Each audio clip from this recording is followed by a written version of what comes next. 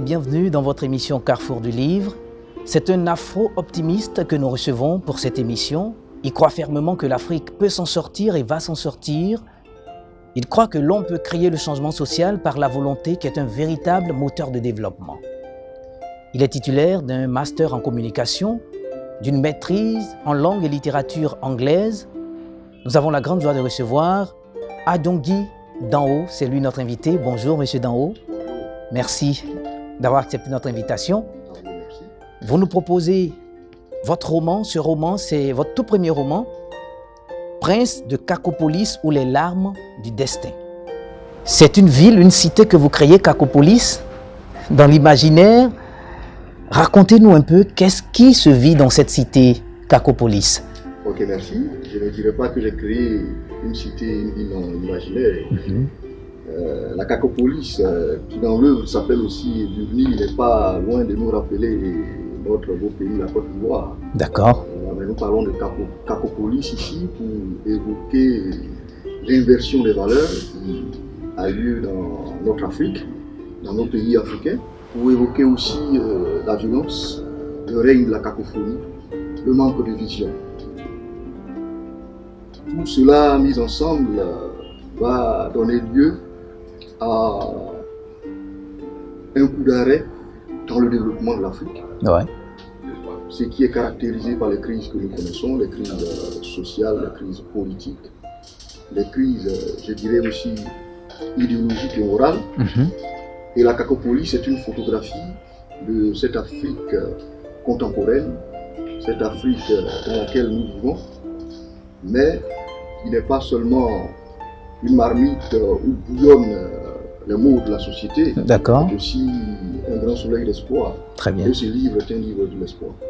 Alors, deux grands personnages se dégagent de ce livre, de cet ouvrage, et ces personnages représentent la jeunesse africaine avec ses différentes valeurs. Oui, dans ce qu'elle a d'essentiel, nous avons Amani Sankofa qui symbolise les valeurs de l'Afrique, qui est l'ancrage dans le passé.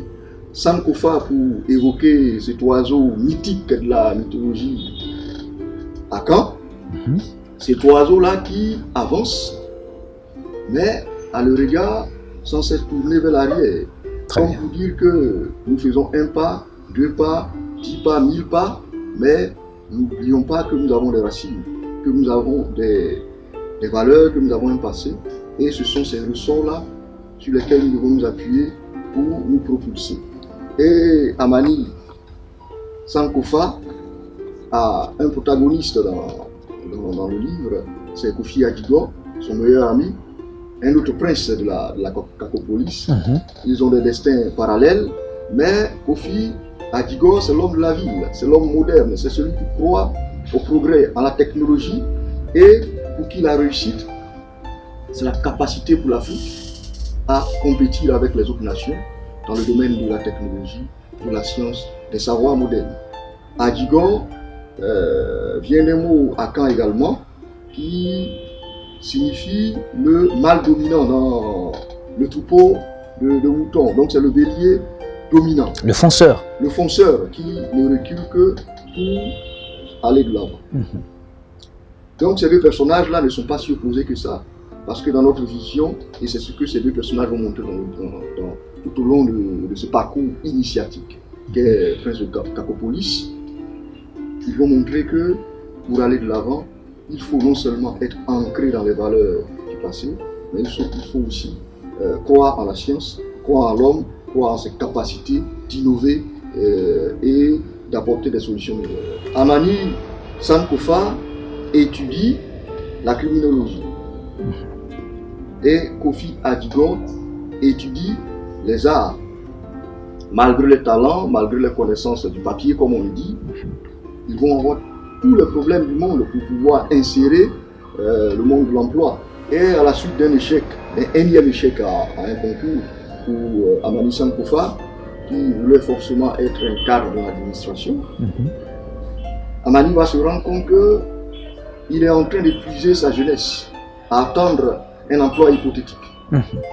Il va d'autant plus prendre conscience que son orgueil va être fouetté par sa petite amie Lydie, qui va lui demander d'être un peu plus réaliste, surtout de céder à des tentatives de corruption pour pouvoir s'acheter un concours.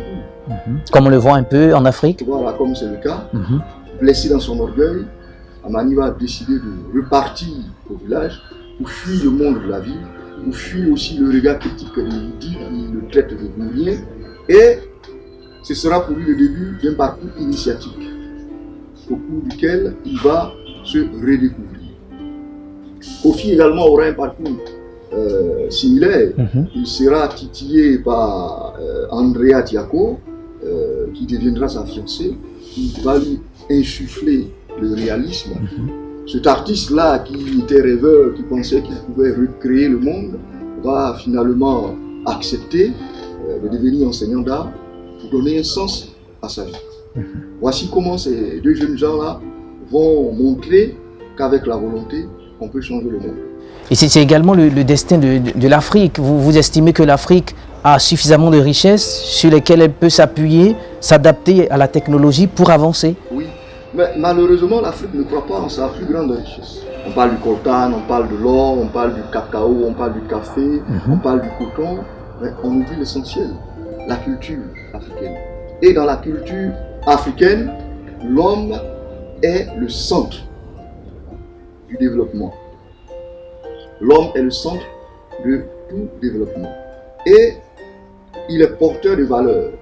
C'est ces valeurs-là qui pourront propulser l'Afrique vers l'avant. Il y a un personnage dans le livre, La Bruyère, il est d'origine européenne, mais qui sera rebaptisé dans la petite communauté villageoise africaine où il va faire la rencontre d'Amani Sankofa.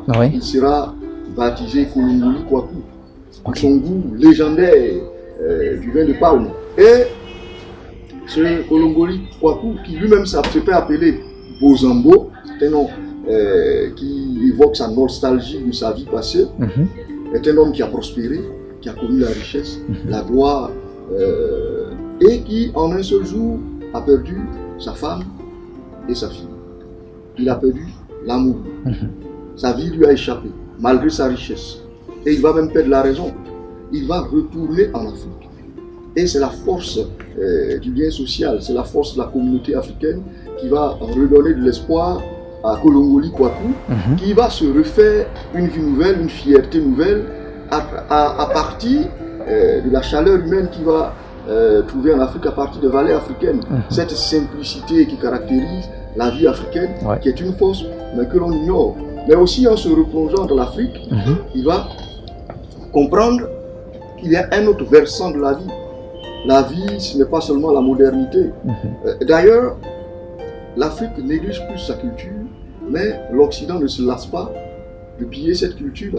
Je vais prendre l'exemple d'un grand artiste, Pablo Picasso, qui a bouleversé son époque, il a bouleversé l'art moderne, mais l'inspiration, le déclic de Picasso est parti d'une visite en Côte d'Ivoire, où il a découvert l'art sénoufo.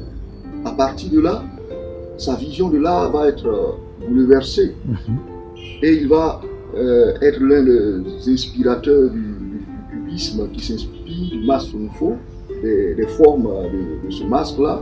Il va créer des œuvres monumentales comme Guernica. Il suffit d'observer-le pour retrouver les traces de la culture ivoirienne. Il va également créer les Demoiselles d'Avignon. Mais pendant que ces richesses-là sont pillées par les autres, qu'est-ce que l'Afrique en fait? Et c'est à dessein que Kofi Adigo, l'un des personnages principaux du livre, est un artiste pour montrer que la force qui va accompagner l'Afrique sur la voie du développement n'est pas que matérielle, elle est aussi spirituelle. Je rappelle que vous êtes expert en scénario prospectif sur la migration. La migration, on sait que c'est l'actualité. Vous évoquez quand même cet aspect dans votre ouvrage? Je n'évoque pas cet aspect, mais lorsque j'évoque Kolongoli Kwaku, qui est un Européen, mais qui retourne en Afrique. L'Afrique fait un mouvement vers l'Europe, et l'Europe a le regard sans cesse tourné vers l'Afrique. Je dirais même un regard qui est grossi par des lunettes pour mieux contempler les richesses de l'Afrique et les piller. C'est bien dommage. Alors, il est temps que nous prenions la peine de réfléchir sur les valeurs de l'Afrique, sur nos richesses matérielles, morales, spirituelles, sur nos valeurs, et qu'on les exploite pour le bénéfice de nos jeunes. Parce que c'est bien dommage que ces jeunes-là partent mourir dans la Méditerranée, tous ceux qui ont fait le choix de l'immigration clandestine. Clandestine, oui. Encore que je ne combats pas l'émigration des Africains vers l'Europe, parce que cette immigration-là est porteuse de richesses également. Et il y a, pour ces jeunes, pour ces Africains qui vont en Europe, aux États-Unis, qui vont en Asie, un retour d'expérience formidable qui va aider l'Afrique à se propulser sur le chemin du développement. Il y a également des retours en termes de capital humain, mais également en termes d'argent. Il y a des transferts d'argent qui répondent des sommes colossales qui se font de l'Europe, de l'Asie, de l'Amérique par ces migrants-là au retour de l'Afrique. Il faut peut-être anticiper, il faut penser à un plan de migration des Africains, des jeunes Africains vers l'Europe pour que ces jeunes-là puissent aller en masse acquérir le savoir européen et revenir enrichir l'Afrique. C'est un mouvement qu'il ne faut pas arrêter, il faut continuer ce processus-là. Là où il y a la connaissance, l'homme doit être. Bien sûr.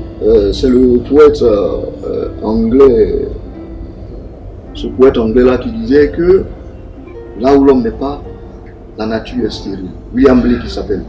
Là où l'homme n'est pas, la nature est stérile. La plus grande force de l'humanité, c'est l'esprit. Pour terminer, une invitation à l'endroit des jeunes et de nos dirigeants africains. Qu'est-ce que vous leur dites? Oui, j'inviterai les dirigeants à se pencher sur les problèmes de la jeunesse. Parce que la jeunesse africaine est une solution. On présente la population galopante de l'Afrique, on présente la population très jeune de l'Afrique, très souvent comme un problème. Je ne partage pas cet avis-là. Un esprit qui vient au monde vient apporter des solutions à la souffrance de l'humanité. Mais la responsabilité des dirigeants est d'éduquer sainement ces jeunes-là, de leur montrer la voie, de montrer la route de l'école, la route des universités, le chemin du travail, du courage, mais aussi à leur apprendre à s'ancrer dans les valeurs. On a l'impression que les problèmes de chômage, que les problèmes que connaissent nos universités, nos écoles sont des situations insolubles. J'ai bien l'impression que ces problèmes-là sont alimentés pour maintenir la jeunesse dans l'ignorance et pouvoir peut-être facilement l'exploiter à des fins que seuls ceux qui refusent, malgré les responsabilités qu'ils ont, de s'intéresser aux problèmes de ces jeunes-là, connaissent. Et à la jeunesse, je dirais que, comme le dit William Shakespeare, tout esclave a entre ses mains le pouvoir de mettre fin à sa servitude. La pauvreté est une forme d'esclavage. L'ignorance est une forme d'esclavage. La souffrance est une forme d'esclavage. Le chômage est une forme d'esclavage. Et la violence est la pire forme d'esclavage. Il y a des voies lumineuses qui passent par la connaissance, qui passent par la culture de la paix, qui passent par la responsabilité politique de chaque individu qui sait qu'il est porteur d'une graine dont la société doit pouvoir profiter. Et cela, c'est dans la paix que nous pouvons l'obtenir. Prince de Kakopolis, un ouvrage qui apporte une lumière à la jeunesse africaine et au continent africain. Bel ouvrage écrit par Adjongui Danho, que nous vous recommandons, paru aux éditions Mary Bro Foundation Publishing, qui est une maison d'édition basée à Londres. Mais tenue par un Ivoirien, Léon Saïri, très bien, qui à son niveau essaie de faire la promotion de la littérature africaine et surtout ivoirienne. Tous nos encouragements. Merci. Merci à vous, Adjongui Danho, et puis plein succès pour cet ouvrage. Merci beaucoup.